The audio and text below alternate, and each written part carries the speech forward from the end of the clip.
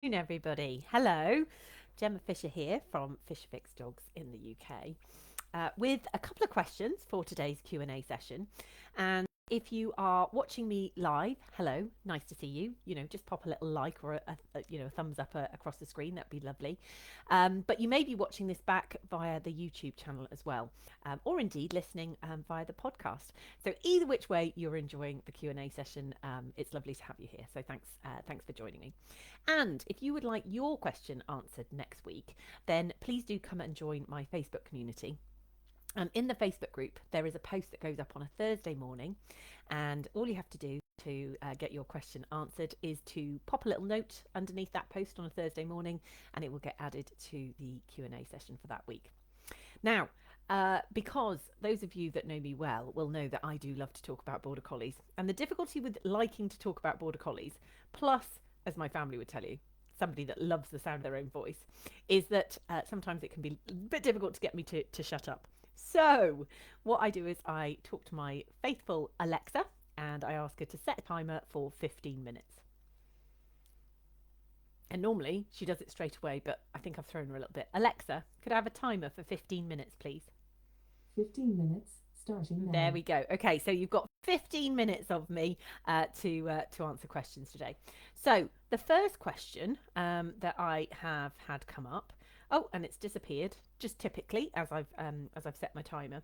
The first question I had was from one of my Facebook. One of my Facebook students, one of my club students, and that club student has a lovely little puppy called Ruby.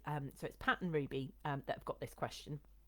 Let me just have a quick read of it and explain what the question was all about. So Ruby has just got to the age where she is old enough to be going out and about, and I've got some lovely videos to review a little bit later on in our private Facebook group. But the question that Pat had was, could you clarify something for me? I've started introducing Ruby to the real world, but should I concentrate on the exposure to new experiences and accept that the start of loose lead walking will not necessarily be technically right? Question mark, question mark. Basically, which is more important? I love teaching Pat and also her previous dog Sky as well, who's still part of the club. And I love this question because it really shows thought about, what should our focus be?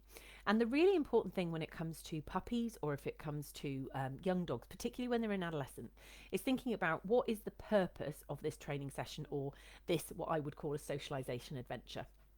So the thing that we talk about a lot in collie culture land is we talk about the fact that the dogs are going through like a schooling system. So starting at sort of nursery reception stage and going all the way up to university and PhD level.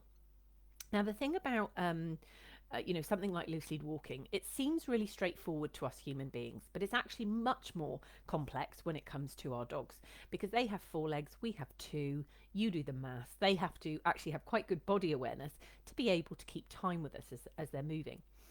So the thing that we want to be focused on is that if we're doing a loose lead walking session, that's what we're focusing on. We're working on teaching them about their body awareness. We're teaching them about how to maintain time with us. One of the exercises, for example, I will teach is doing slow pace, normal pace, and then doing some fast pace, and switching between the paces to be able to help explain to our dogs that it isn't just when we do a particular way of doing it that I expect a loose lead, even if I'm moving quickly, even if I'm moving slowly. And essentially, if I'm going out and it's a socialization adventure, i.e., we're taking in the sights, that's a different thing for me. So one of the things about loose lead walking that is important to note is that how we attach the lead to our dog's harness, or indeed attach it to their collar, really can give them a lot of information about what our expectations are at that point and what we are expecting from them. So with my young puppies, when I'm out and about with them, and I forget exactly how old Ruby is, but she's, I think, got to be coming up sort of 15, 16 weeks old now. But with my puppies, when they're out and about like that, I would attach my lead to the clip on the back of their harness, and that would indicate to my dog that loose lead walking practice is not in session. All right. So my dogs understand loose lead walking is in session when their lead is attached to their collar, Or I'm using the 2 points of contact on their harness. So having it attached to both the point on their back and also the front point on their chest. But if they're just attached to the back, then I'm going to be a bit more easygoing about, how we're moving through the world. I would still say I'm not a big fan of being a water skier when it comes to loose lead walking. So I would still say there are some expectations in terms of let's not be rude. But certainly, like weaving across the path. Oh, what was that over there? Looking backwards and forwards. Those are the sorts of things that I would absolutely say to my dogs. Yeah, that's fair. You're allowed to do it when you're just attached to that back clip. So, sorry, I know that was a little bit of a long answer to your question, Pat, but hopefully you can see my thought process in terms of, particularly with her at this age, it's thinking about what is the priority here. And like, your question was already set up, you're already thinking about what the priority should be. And for me in this scenario, it would be building confidence in the world versus having to worry too much about loose lead walking. I would keep my loose lead walking practice, to sort of home sessions, in the house, in the garden, that kind of thing, in more familiar locations. And then when you're on a social adventure, just as I say, think about how you're going to clip the lead to the harness to let her know, this is a little bit more relaxed, more easygoing when it comes to being on the lead. All right. Hope that helps. But any more, questions on that? I know that we've got Q&A in the club on Tuesday lunchtime of next week. So by all means, come join me for that and we can talk this through a bit more. Okay, my second question was from Chase Cave. I love that it's under Chase's name rather than his mum's. And the question is, Chase has been doing really well with listening to me out on our walks and is being less reactive and stopping when asked for treats. He is now, however, being a little bit cheeky if we stop to talk to people in front of me. If we stop to talk to people, he will say hello and then look at me and sit in front of me as if to say, look, I'm being good. Give me a treat. He will then continue to bark at me until I do. I don't want to keep feeding him treats when he's barking at me for them. What's the best thing to do? He's being good, but shouting at me for a treat is a bit rude. Lol, thanks, Jess. So Jess is one of my new students to the club, and again, another good question. I always think that when people ask good questions, their brains are thinking along the right line. So, that's a good sign, Jess. So, one of the things that I would look at in this particular scenario is it's an anticipation issue, essentially. So what he's anticipating is that when you stop and talk to someone, your attention is going to be diverted. This also happens, incidentally, when people, pick up their mobile phone or they start a Zoom call. All right, dogs, Border Collies in particular, are very good at going dot, dot, dot, dot, dot, and then, doing the lines, drawing up the dots and going, her attention is going now. Like, I want the attention on me. Because when the attention is on them, they are more likely to be benefiting from reinforcement. So one of the things that I like to try and teach my dogs really nice and early is that I am still paying attention even when I am not directly looking at you. And this is actually harder for human beings, I think, than it is for dogs, because dogs are perfectly capable of going, okay, I can be connected to you, but not staring at you. Us humans have this kind of need to be looking at each other to know that we're connected. But, you can be connected to someone that's like sat next to you, can't you, without actually having to sort of be eyeballing each other. So in this particular scenario, the thing that I would be looking to do is as I come up to another person, I would probably start rewarding Chase as I'm coming up to that other person. And then as I start talking to them, I ask him quietly, can he settle? And then I'm going to start talking to that person. But whilst I'm doing so, I'm going to be dropping down little bits of treats. I'm going to be breaking them up really small and dropping down little bits of treats. So essentially, I'm not rewarding him for barking at me and using me as what I might describe as a vending machine, like press button, food comes out. So rather than be a vending machine for my dogs, what I'm doing is I'm anticipating that he is not going to like the lack of connection that is on its way. So what I'm going to do is I'm going to teach him something else, which is incompatible with what he's doing. So if I am reinforcing him for being settled at my feet, he cannot be barking and sitting up and staring at me in the same way that when he's settled, he should be laying down at my feet.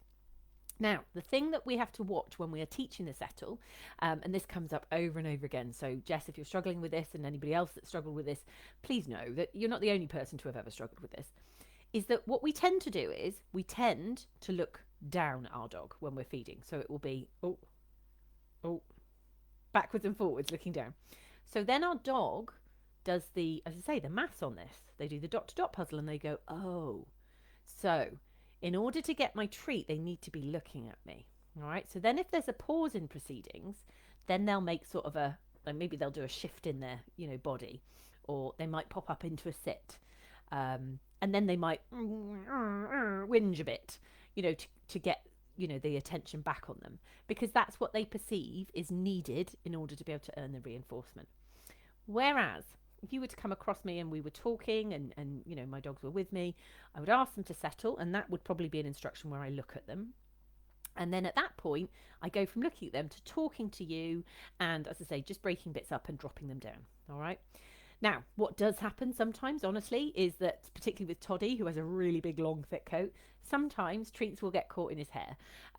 Sometimes, I won't drop it directly between his front legs. So sometimes he might shift a little bit to be able to find the treat.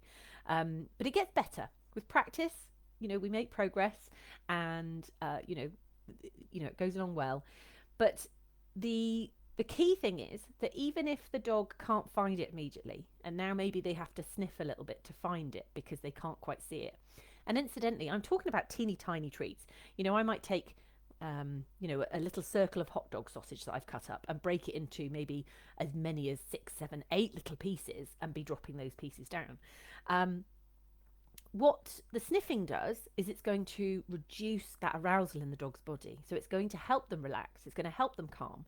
So if I'm dropping lots of teeny tiny pieces down that the dog is having to search for a little bit, that's also going to promote that sense of settle in their body and in their mind, which will then make it easier for them to be settled when, I'm in the middle of a conversation with a person. So, yeah, that's what I would look to get started at with that. And what I would say is that over time, I was talking to one of my one-to-one students this morning about this. I said, I bet when you first started working with me, you were like, oh my gosh, he uses a lot of treats, right? Oh, wow. And it's true. I do. I put my hands up to it. I use a lot of treats in my training. But I don't use that volume of treats for the entirety of the dog's life.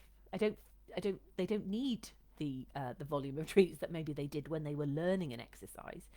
But once they've learnt the exercise, that normally starts to lead to reinforcement in different ways. So, the settle example is a good one.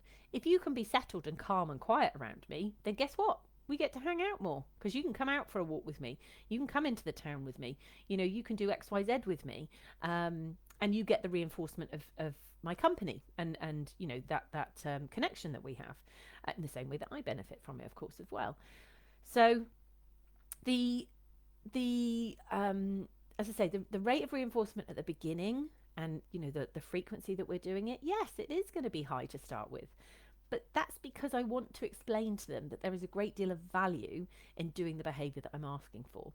And potentially, if it is trying to combat a behaviour that I do not like to see, or something that the dog is doing which I do not want them to continue doing, what I need to do is I need to tip the scales into the direction of them wanting to do the behaviour I want more than the one that they have, been habitually doing. One of my one-to-one students came this morning and Summer, one of my Border Collies, ended up being used as, a bit of a stooge dog for them. And they practiced some of the skills that I want them to be working on with their dog, with Summer. And one of the things that I said was, for Summer, it is a habit to connect. It is a habit to connect with people. So when I handed over the lead, she's initially looking in my direction, but then very quickly she goes, oh, cool, this person, Mum has obviously authorised, and okay, I'm connecting with this person.